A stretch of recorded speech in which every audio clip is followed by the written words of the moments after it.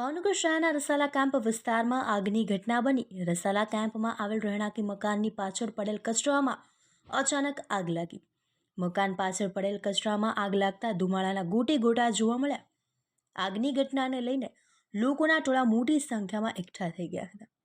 ઘટના અંગે ફાયરને જાણ કરાતા ટીમ તાત્કાલિક બનાવ સ્થળે પહોંચી ગઈ હતી। ફાયર ટીમ દ્વારા પાણીનો છંટકાવ કરી આગ પર કાબુ મેળવ્યો હતો। જો કે આગની ઘટનામાં કોઈ પણ જાતની જાનહાનિ સર્જાઈ ન હતી।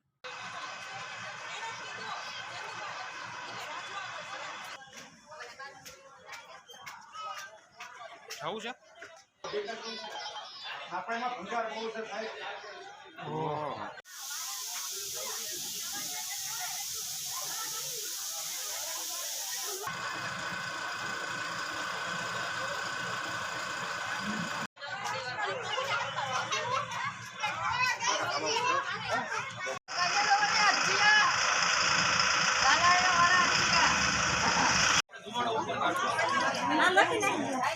Full pencil.